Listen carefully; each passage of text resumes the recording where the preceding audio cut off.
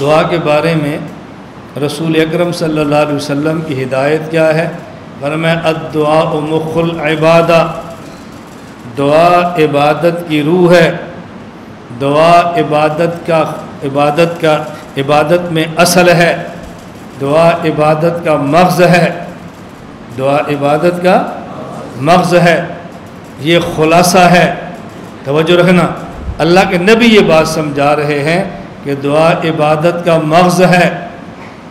تم نے نماز پڑھی کیوں؟ اللہ سے مانگیں، جب مانگنے کا وقت آیا فرض نماز کے بعد دعا نہیں مانگنی تو نماز کیوں پڑھی ہے؟ مانگنے کا وقت آیا تو کہا یہ نہیں مانگنی۔ ایک آدمی پہلے بیت الخلاء جاتا ہے، طہارت حاصل کرتا ہے، پھر وضو کرتا ہے، پھر مسجد میں آتا ہے، پھر سنت پڑھتا ہے، پھر فرض کی انتظار کرتا ہے، پھر فرض نماز پڑھتا ہے، اور نماز کے بعد جب اللہ سے مانگنے اور اللہ کے دینے کا وقت آتا ہے یہ چلا جاتا ہے۔ کیوں؟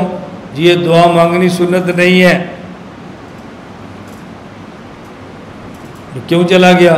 وقت کم ہے، کیوں چلا گیا؟ مجھے جلدی ہے۔ 1 سے لے کے 30 تاریخ تک مزدوری کی ہے، روزانہ 8 گھنٹے، تاکہ 1 کو پیسے مل جائیں 20,000۔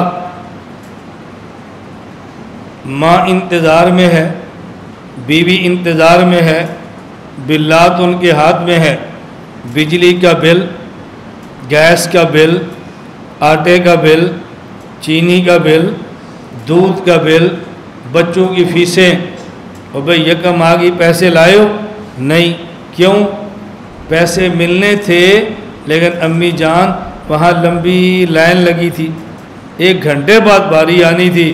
ماں نے کہا بیٹا 30 دن روزانہ 8 گھنٹے مزدوری کرتا رہا اس 20,000 کے لیے، اور جب 20,000 لینے کا وقت آیا تو کیوں نہیں لے رہا ہے؟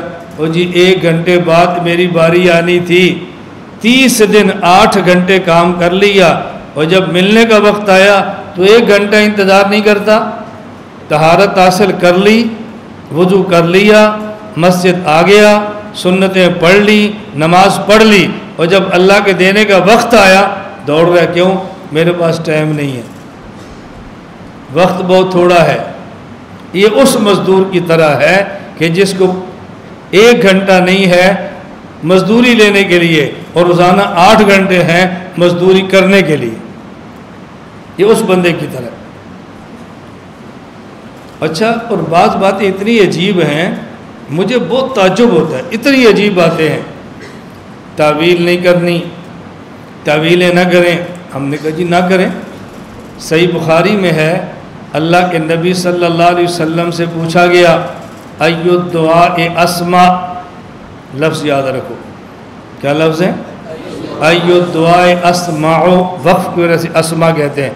ای الدعاء اسمع، اللہ کے نبی سب سے زیادہ قبول ہونے والی دعا کون سی ہے؟ فرمایا دبر الصلوات المکتوبہ، فرض نماز کے بعد والی دعا سب سے جلدی قبول ہوتی ہے۔ ہم کہتے ہیں ثابت ہی نہیں ہے، کیا لفظ ہے؟ دعا۔ اچھا، جب حدیث پڑھیں گے نا لوگ اس کا جواب کیا دیں گے؟ اس دعا سے مراد ہے اذکار۔ ہم نے کہا یہ تعویل ہے جو جائز نہیں ہے، اور کوئی تم سمجھا بھی کرو، تو تمہیں سمجھ آ رہی؟ اور جی امام ابو حنیفہ طویلیں کرتے ہیں، فقہاء طویلیں کرتے ہیں۔ میں نے کہا نہیں کرتے، ہم بھی نہیں کرتے، تم بھی نہ کرو۔ اللہ کے نبی سے پوچھا ای الدعاء اسمع، سب سے زیادہ جلدی قبول ہونے والی دعا کون سی ہے؟ آپ نے فرمایا دبر الصلوات المکتوبہ، فرض نماز کے بعد والی دعا۔ لو بھئی دعا ہے فرض کے بعد؟ نہیں جی، اس دعا سے مراد ہے اذکار۔ ہم نے کہا تعویل نہ کرو، نہیں سمجھ آئی؟ تعویل نہ کرو۔ اب کیوں تعویل کی ہے؟ دعا کا معنی دعا ہی کرو نا، سبحان اللہ، الحمدللہ، اس کو ذکر کہتے ہیں، اس کو دعا نہیں کہتے۔ کیوں تعویل کرتے ہو؟ حکیم الامت حضرت تھانوی رحمۃ اللہ علیہ کے پاس ایک بندہ آیا، آنکھوں کا بھی اندھا، دل کا بھی اندھا، آنکھوں کا بھی اندھا اور دل کا بھی اندھا۔ حضرت تھانوی سے کہا میں نے آپ سے گفتگو کرنی ہے، فرمایا میں نے نہیں کرنی۔ کہا جی کیوں؟ فرمایا تجھ سے گفتگو کرنے کا فائدہ نہیں ہے۔ کہا جی فائدہ کیوں نہیں؟ فرمایا تو گمراہ ہے۔ اس نے کہا جی میں گفتگو تو گمراہ سے کی جاتی ہے تاکہ دلائل سمجھ آئے تو بندے کو ہدایت مل جائے۔ فرمایا بھی تجھے ہدایت مل بھی گئی پھر بھی فائدہ نہیں، تو ضلالت پر ہے، ہدایت پر نہیں ہے۔ اگر میرے دلائل سے ہدایت مل بھی گئی تو پھر بھی فائدہ نہیں ہونا۔ کہا جی کیوں فائدہ نہیں ہونا؟ فرمایا اگر تو ہدایت مل بھی گئی تجھے تو ٹھیک ہو بھی گیا، تو نے جنت میں پھر بھی نہیں جانا، تو اتنی محنت تجھ پر کرنے کی کیا ضرورت ہے؟ تجھے ہدایت نہ ملے پھر بھی جہنم میں جانا ہے، ہدایت مل گئی پھر بھی جہنم میں جانا ہے، تو تجھے سمجھانے کا فائدہ؟ اب کیسی بات کرتے ہیں؟ فرمایا قرآن کریم میں ہے، قرآن کریم میں ہے کہ تو اگر ہدایت تجھے مل گئی تو نے جنت میں پھر بھی نہیں جانا۔ کہا جی قرآن کریم میں میرے بارے میں؟ فرمایا ہاں تیرے بارے میں۔ کہاں لکھا ہے؟ فرمایا 15واں پارہ سورہ بنی اسرائیل میں ہے، من کان فی ھذہ اعمیٰ فہو فی الآخرۃ اعمیٰ، جو دنیا میں اندھا ہے وہ قیامت کے دن بھی اندھا ہوگا، جنت میں اندھا نہیں جائے گا، دیکھنے والا جائے گا۔ تجھے ہدایت ملے بھی گی تو نے پھر بھی فائدہ نہیں۔ اس نے کہا اس آیت کا مطلب یہ نہیں ہے۔ فرمایا کیا ہے؟ کہا جی اس آیت کا مطلب جو دنیا میں اندھا ہے یعنی ہدایت پر نہیں ہے، وہ قیامت کے دن اندھا ہوگا، یعنی یہ آنکھیں اس کی نہیں ہوگی۔ تو اس دنیا میں اندھے ہونے کا معنی نبینا ہونا نہیں ہے، دنیا میں اندھا ہونے کا معنی ہدایت سے محروم ہے۔ فرمایا بھئی یہ تو تعویل ہے۔ یہ کیا ہے؟ تیرا اور ہمارا تو جھگڑا ہی یہ ہے، تو نے کہا میں امام حنیفہ کو نہیں مانتا، میں تقلید نہیں کرتا کیونکہ وہ تعویلیں کرتے ہیں۔ تیرا میرا تو جھگڑا ہی یہ ہے۔ اب بتا اگر تعویل نہ کریں تیرا جنت میں جانا ثابت ہو سکتا ہے؟ کہا جی نہیں۔ فرمایا بات سمجھ آ گئی ہے؟ کہا جی آ گئی۔ تھانی فرمایا میں اس لیے کہہ رہا تھا کہ تعویل نہ کرے تو تیرا جنت میں جانا ثابت نہیں ہو سکتا، تعویل کریں گے تو جنت میں جائے گا۔ تو جو تجھے گلہ امام حنیفہ پر تھا نا، وہ تعویلیں کیوں کرتے ہیں، وہی گلہ ہمارا تیرے اوپر ہے، تو تعویل کیوں کرتا ہے؟ کہا جی حضرت مجھے بات سمجھ آ گئی۔ فرمایا جزاک اللہ، بہت اچھا وہ سمجھ آ گئی۔ آپ کو سمجھ آ رہی؟ مجھ سے ایک ساتھی نے مسئلہ پوچھا کہ مولانا صاحب ہم یہاں نماز پڑھتے ہیں اور فرض نماز کے بعد اگر ہاتھ اٹھا کے دعا مانگے تو فوراً لوگ کہتے ہیں بدعت ہے، یہ کہاں سے ثابت ہے، اس کا حوالہ دو۔ پھر میں نے کہا تم نے ان سے کہنا ہے جب کہیں نا تو یہ کہاں سے ثابت ہے، حوالہ بعد میں دینا تیرے بس میں نہیں ہے، تو مولوی نہیں ہے۔ ہم علماء کو وہ جواب دیتے ہیں جو علماء کی شان کے لائق ہے، اور غیر علماء کو وہ جواب سمجھاتے ہیں جو ان کی حیثیت کے مطابق ہے اور وہ جلدی آگے دے سکتے ہیں۔ میں نے کہا اس بندے سے کہنا ہے دیکھو بھی مسجد میں نماز ہوئی، 200 بندے نے امام کے پیچھے نماز پڑھی ہے، 50 بندے سلام پھیرتے ہی اٹھ گئے ہیں، نہ ذکر کی ہے، نہ دعائیں مانگی، نہ تسبیحات ہے، کچھ بھی نہیں ہے، اور میں ہاتھ اٹھا کر دعا مانگ رہا ہوں۔ تو مجھ سے پوچھ رہا ہے کہاں سے ثابت ہے؟ یہ جو 50 بندے بغیر ذکر کے باہر گئے ہیں تو ان سے کیوں نہیں پوچھتا؟ بغیر تسبیحات کے اٹھ کے جانا یہ کہاں سے ثابت ہے؟ ان سے پوچھنا۔ اگر مسئلہ ثبوت کا ہوتا تو ان سے پوچھتا، تو ان سے نہیں پوچھتا تو مجھ سے پوچھتا ہے۔ اس کا مطلب مسئلہ ثبوت کا نہیں ہے، مسئلہ ہم سے لڑائی کا ہے۔ بس آپ کو سمجھ آ رہی؟ الدعاء مخل، دعا عبادت کا مغز ہے۔ ہمارے احناف فقہا نے لکھا ہے کہ فقہ قرآن اور حدیث کا مغز ہے، فقہ قرآن اور حدیث کا مغز ہے۔ ایک بندہ مجھے کہنے لگا کہ مولانا صاحب یہ قرآن اور حدیث کی توہین ہے، آپ بادام لیتے ہیں، ایک بادام کے اوپر چھلکا ہے، ایک اندر مغز ہے، ایک مغز ہے۔ آپ مغز کو رکھتے ہیں، چھلکے کو پھینک دیتے ہیں۔ تو جب تم نے کہا فقہ قرآن حدیث کا مغز ہے تو تم نے قرآن حدیث کو چھلکا کہہ دیا اور فقہ کو مغز کہہ دیا۔ چھلکے پھینکتے ہیں اور مغز کو لیتے ہیں، یہ تو تم نے قرآن حدیث کی توہین کی ہے۔ میں نے کہا پکا رہنا، اس بات پہ پکا رہنا۔ کیا مطلب؟ میں نے کہا تو پکا رہنا، اب میں حدیث پڑھتا ہوں تو انہیں فتویٰ لگانا ہے۔ رسول اللہ صلی اللہ علیہ وسلم فرماتے ہیں الدعاء مخ العبادہ، دعا عبادت کا مغز ہے۔